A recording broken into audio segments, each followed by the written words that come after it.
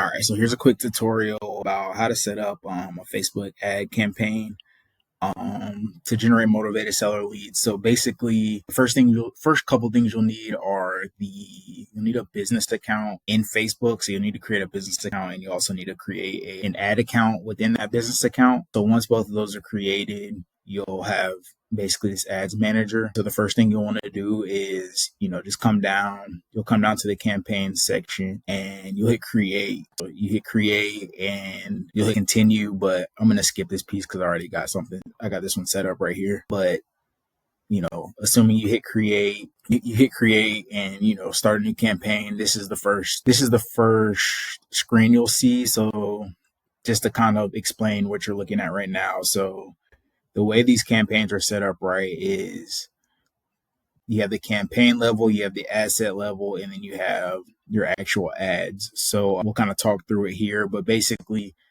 you'll have to set up,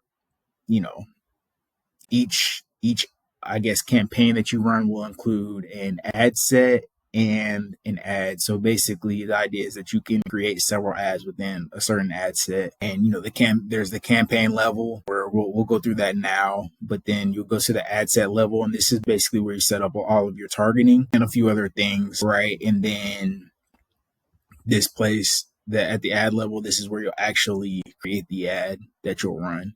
So we'll just start here. So we'll just leave, you can name it, however you want. I have a few different naming conventions I use, but typically, I just kind of, at the campaign level, I just use like a broad name that kind of just describes the objective of the entire campaign. But, the first things you'll always want is you want buying type to be auction. You want the campaign objective to be leads. For budget, I kind of,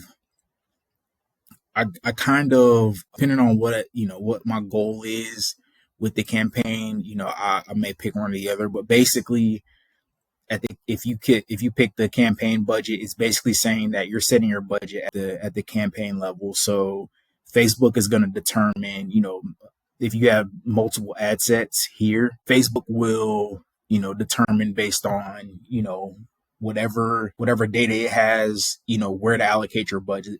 So which ad sets to allocate your budget to. But typically, I use the campaign budget. Sometimes I'll use the ad set budget, but we'll just go with the campaign budget for now. Here is where you'll set your actual budget, right? So you can either do daily budget or lifetime budget. The major difference is like daily budget is basically you're kind of giving Facebook like, a budget for, spend each day, right? And the idea is it's not like a hard budget. Basically Facebook is gonna, and they kind of describe it here, but Facebook will, determine based on a number of factors, how much it actually spends, but you're kind of giving it like a target of, stay in this range every day. And basically, from my experience and what I've learned about it, if your ads are generating a lot of leads in a single day, it may spend a little bit more than what your daily budget is because, it's hit a sweet spot and it's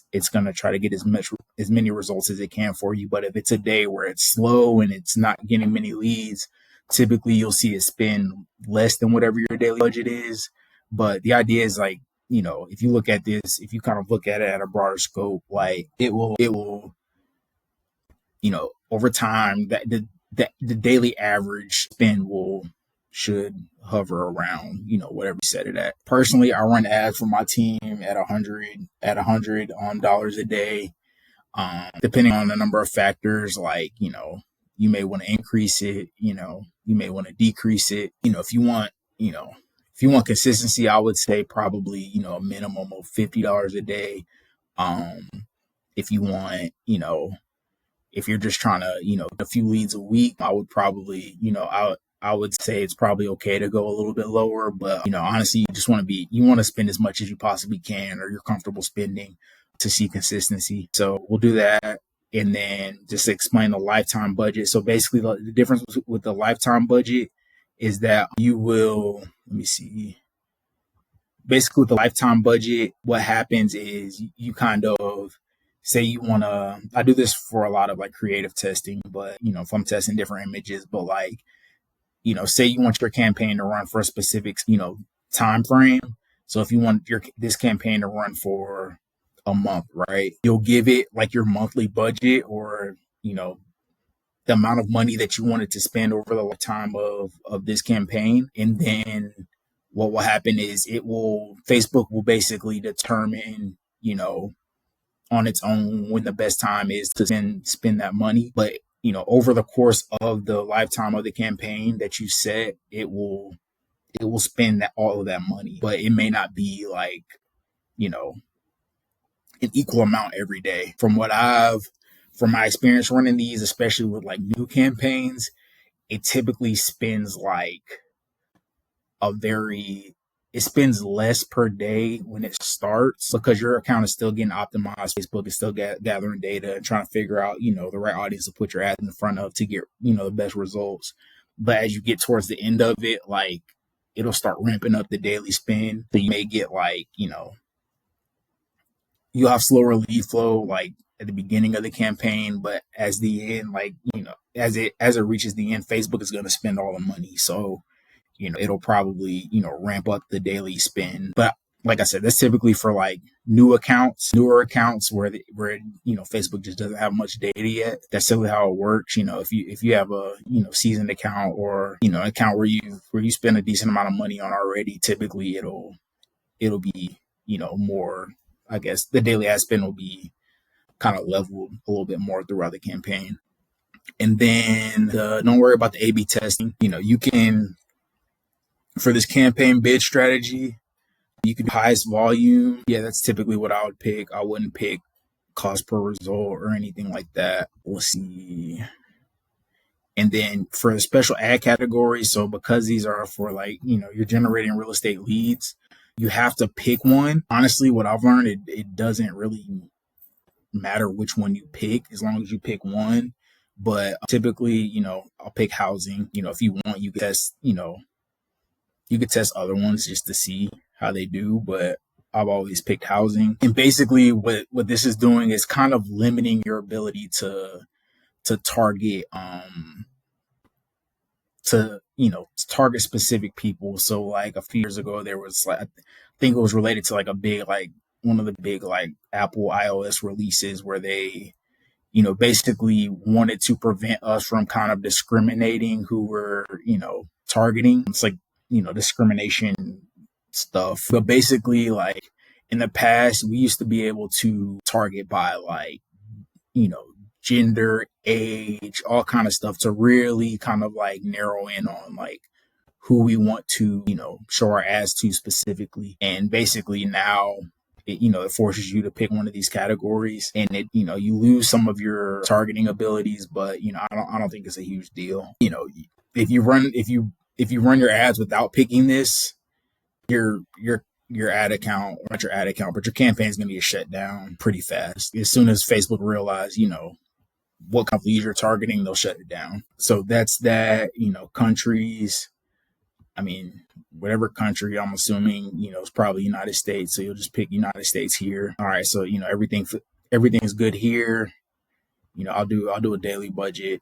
Like I said, just adjust that based on what you want.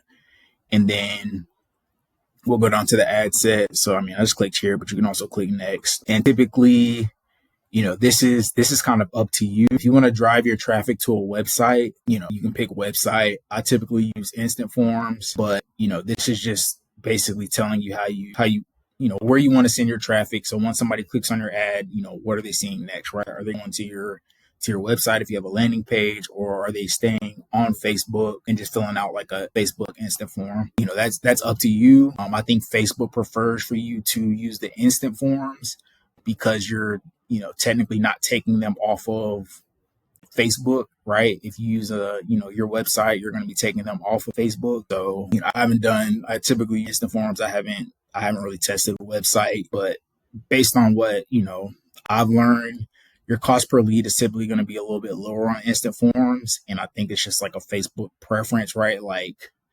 they prefer for you to leave people on the site as opposed to taking them off of Facebook. And then again, I guess the general consensus is you will probably get, a little bit better lead quality, take them to a website because, there's more friction on the front end of filling out, their information. So like, a lot of times, a lot of the information on in instant forms, depending on which questions you're asking, but a lot of it, like their personal, like contact info is like autofill. So like, it's really easy for somebody to just click on, your instant form or on your ad, you know, a lot of their personal information will be auto-filled and they can just hit submit and, you have the possibility of actually just getting lower quality leads just because it's so easy for them to fill out your ad, or fill out their information, fill out your web form. But if the idea is that if you take them to a website, it's harder for them to submit their information, right? It's just not as convenient. I'll say not harder, but it's less convenient for them to fill out their information because they have to go to your website, right? They have to click on, depending on how you have it set up. If you have them going straight to a landing page where, all the information, all the forms are there for them to fill out, then like, that'll be a little bit easier. But if if you're sending them to your homepage and they have to click another button to get to the form to fill out their information, right? You're just adding more and more friction. But, the more friction you add on the front end, right, it's going to increase your cost per lead. But at the same time, if somebody's willing to jump through all of those hoops to actually fill out the form, the idea is that like, they're going to be more serious about actually selling their home. For the ad set name, typically what I'll do is I'll just, I'll use the date, and this is my preference. Some people do this at the campaign level. I prefer to do it at the ad set level, but I'll put the date that I started the campaign. So today's, the 22nd of August. So, 08, 02, 2025, just so that I can, easily see, when the campaign started or when this asset started.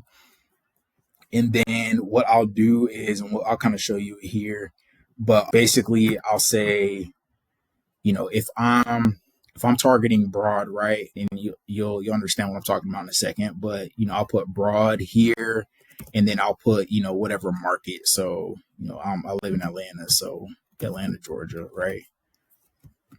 I can't spell, and that's typically how I'll do it. That's how I name my ad sets, and then if you have your Facebook page set up, right, you'll select it here in your performance goal. So you have two options: maximize number of leads or maximize. Basically, I typically use maximize number of leads or over maximize number of conversion leads. Maximize number of leads is going to get you, more leads. Is going to get you a lower cost per lead. But, Facebook is basically putting the ads in front of the people that are just solely based on, their likelihood of filling it out. Maximize number of conversion leads. Now Facebook's considering, all right, we're trying to generate leads that, you'll also be able to convert, right? So like, the idea is that you'll get, higher quality leads if you use this. But again, like, doing it this way will increase your cost per lead. So, I mean, generally speaking, like, the more things that you do to try to increase your lead quality, the higher your cost per lead will be. But, if you're doing things to just get the most number of leads possible, the idea is that like your cost per lead will be lower, but so will your lead quality also be lower. So, I mean, it's kind of a balancing act to figuring out exactly, which way you want to go. I wouldn't mess with the cost per result. Typically, I do use this dynamic creative. And basically what this allows you to do, you'll see it at the ad level, but basically what this allows you to do is upload multiple pictures, multiple creatives, picture videos, and also multiple ad copies. So different headlines, different I guess, primary text. And basically, what Facebook will do is it'll test different variations of, the ad copy and the ad creatives when it's showing people. So you're basically you're giving Facebook the flexibility to just test different variations of your ads when they're showing people to ultimately determine like, which variations are the best. And it's typically where it's going to, spend most of your money. You can do this. You don't have to. Typically for my ongoing campaigns, I'll do this. But if I'm trying to test like specific, pictures or specific videos to see how they perform. I'll turn this off and just run like, one ad, just see how that performs. And then like, if that ad performs well, then I'll add it into, my ongoing campaigns using dynamic creative. So, but we'll leave that on for now. Budget strategy. I don't mess with this. Again, we already at the campaign level, we chose to use campaign budget. So like, if you were to pick if you were to pick the ad set budget, then you would set your budget at this level. But yeah, I don't really mess with this. I think the only thing you may want to change here is, the start date. If you want to set an end date, you can do that. In the audience, so this is where you do all the targeting, right? So basically, like if you have custom audiences, so custom audiences are like maybe you have like, you have a retargeting audience that you created, or you uploaded like a cold call list or direct mail list. You can pick them here. Typically, I only use that for like my retargeting campaigns. I don't use that for like, just general campaigns. And again, like I said, like because we picked that housing special category, and at the campaign level, we can't change the age or the gender, so we can't adjust these, and that's fine. But if you didn't pick a special ad category, you'd have a few other options for things that you can do when it comes to targeting here, but we have to pick a special ad category, so we can't mess with that stuff. And then let's see, for locations, this is where you will edit, the markets that you want. So basically, you can target the whole country if you want. You can target by city. So like, well, I guess your different options basically are, nationwide, by state, by county, or by city. You can't target by zip code. It also lets you target by like region. I don't really mess with that. But so typically what I'll do is like state, county, or city. And then, if you want to, if I want to target the whole state of Georgia, right, you'll just type Georgia, you'll add it. And if you want to target, multiple states, we can add Texas here, and you can add. So you just add all your markets. If you want to do, a county, let me think of a county in a different state. Like if I want to do like, no, that's in Texas. Let me just take Texas out, and we'll just do like Dallas County, right? So you can do Dallas County in Texas, or if you want to do a city, right, I'll do, Las Vegas, Nevada. And when you pick cities, basically allows you to kind of like, pick a radius. So like, it'll put a dot in the center of the city, right? And then you can, choose a radius between 15 and 50 miles. So if you want to, be closest to the city, you'll do 15. If you're comfortable with getting a little bit outside of the city, you can go up to 50. But that's where you'll choose your locations. And generally speaking, the wider you target, the lower your cost per lead will be. So I always encourage people to just target as wide as you're possibly comfortable, or as wide as you're comfortable targeting, because it'll just help with your cost per lead. And then here you have the detailed targeting. I typically run campaigns, I'll run a campaign with detailed targeting, and I'll run a campaign without detailed targeting. So the detailed targeting is basically, you're kind of setting, if you leave detailed targeting off, you're letting Facebook decide like who to put the ads in front of, like no restrictions, right? The only restrictions are by location. But if you add the detailed targeting, now it's going to be restricted by location and whichever, demographic interests or behaviors, right? So I typically call it interest-based targeting. So, if you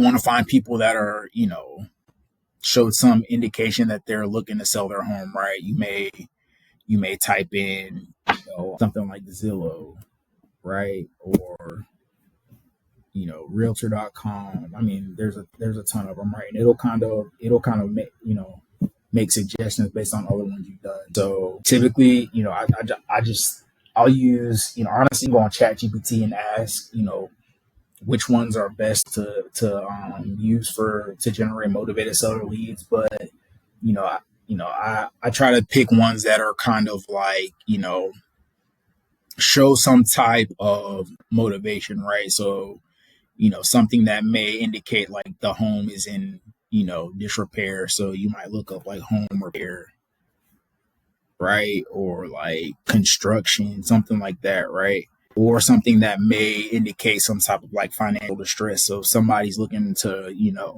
refinance their home, or they're looking for like, home equity loan, something like that, right? So just different things that may indicate some level of distress. You can add as many as you want here. And basically that'll kind of, the idea is that you're kind of narrowing the, the audience that Facebook's going to put your ads in front of, to try to find like, the most motivation. I don't think, you don't have to do it. I typically do both, right? And I just allocate different percentage of my budget to, I'll create separate campaigns, allocate different portions of my budget to, an interest base and a broad.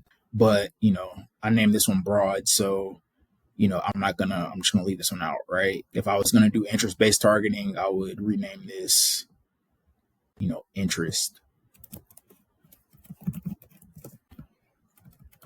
But we'll leave it broad for now. But, those are some of your targeting options. And again, like, ChatGPT can help you find some of those. Then for placements, typically what I'll do is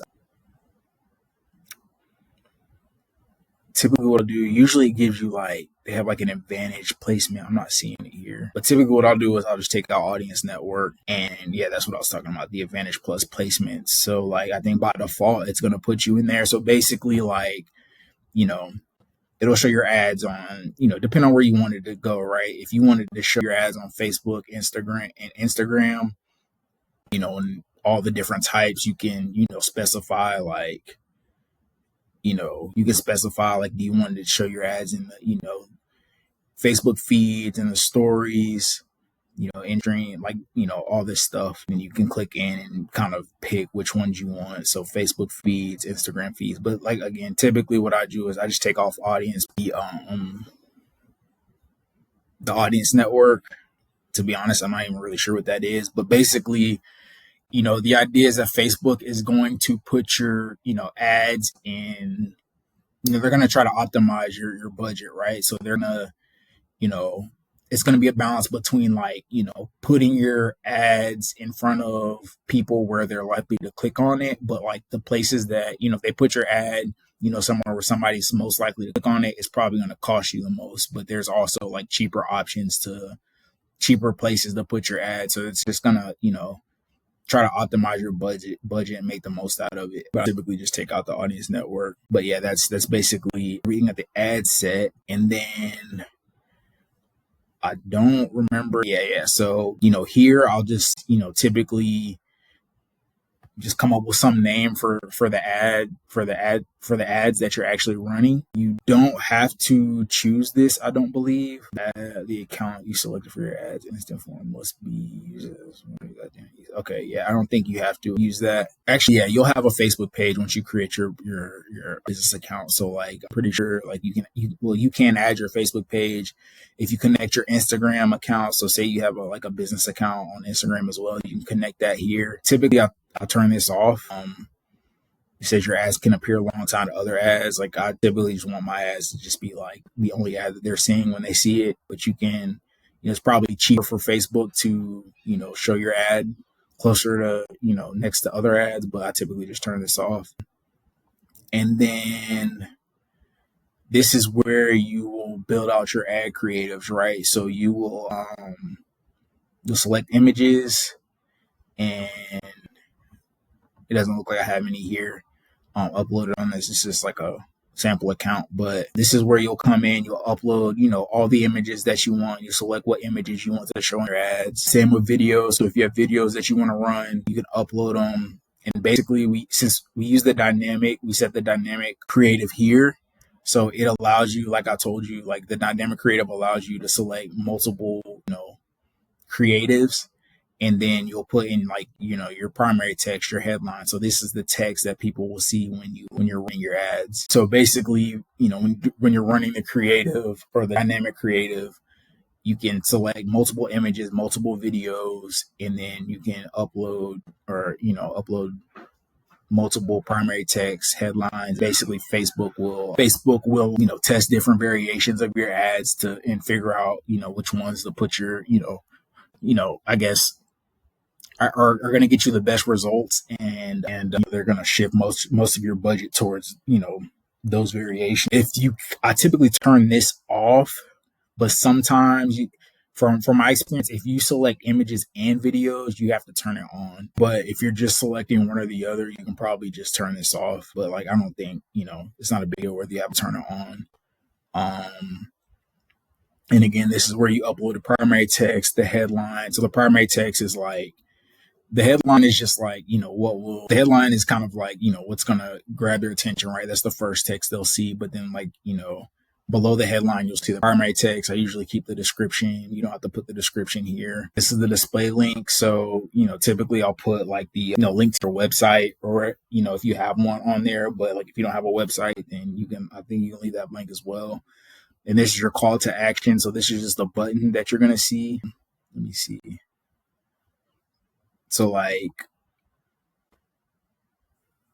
typically I'll pick learn more, but if you turn off creative, the dynamic creative, I'll show you this here. Then again, like I said, when you turn off dynamic creative, you can only pick, one image. So when you set up the creative, you'll only be able to pick one image or video. Let's see.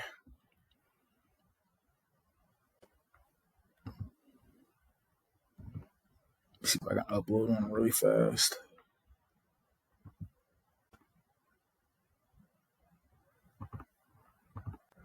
All right, just so I can show y'all. So here's just like a sample, and then it's going to ask you how to crop it. I typically just do the recommended. You don't do recommended, depending on like what's going on. Like it may just like, it may like cause an error, or tell you like, we can't show this specific, ad in certain placements or whatever. So I just do recommended. This is where you'll put the text. So primary text, which is the bulk of, this is where you're calling out the specific audience that you're looking for. The headline, again, is just like, the text they'll see. Leave description blank. But you're able to select, this was the main thing I wanted to show you. You're able to select get offer if you're not running dynamic creative. So, typically I'll use the get offer if I have the option to. Otherwise I use learn more. But, basically, that's something you can also test, right? Like, there's so much you can test, right? You can test, different ad creatives, different text or ad copy. You can text different calls to action. So, that button basically, and just, ultimately over time, see which one's going to get you the best results. And then for tracking, I'm not sure if you've heard of this or not, but I suggest for anybody, especially about like you have to have a website to do this, but basically you can create a Facebook pixel and place your pixel on your website to basically track, website visitors. And then you can, the way you want to set it up is you want to set up 2 pixels where it's basically like, you want to set a pixel on people that, click on a link to fill out their information, right? But then you also want to set up a pixel on a second one on your thank you page. And basically the idea is that like you have a pixel that's tracking everybody that's coming to your website. And then you have a second pixel that's tracking everybody that, filled out their information and got to the thank you page. So basically you'll want to retarget everybody that visited your website, but never reached the thank you page. And basically that'll allow you to retarget people that, didn't fill out your, your ad form, assuming you're sending them to like to your website. I would always suggest, if you have a website, doing it just because like, You can still include your website link in your, well, you ultimately have to include your website link because, when you set up the instant forms, they're going to ask like a privacy policy, right? So you need a link to a privacy policy. So, ideally you'll have your own website that includes a privacy policy, and you'll include the link there in the instant form. So like, you can still get website traffic through the instant forms. So I would still like, track website events, just so, you can build out a retargeting audience, based on, people who may have clicked on your instant form but didn't fill it out, but also people that visited your website and then fill out your website information, or fill out your website form. But yeah, I mean, that's basically, you know, summary of how to set up, your ad campaigns. Obviously, there's a million different ways that you can do this and, optimize, your account, or optimize your campaigns the best way. But, if you ever want to just try someone up, like, this is a quick summary.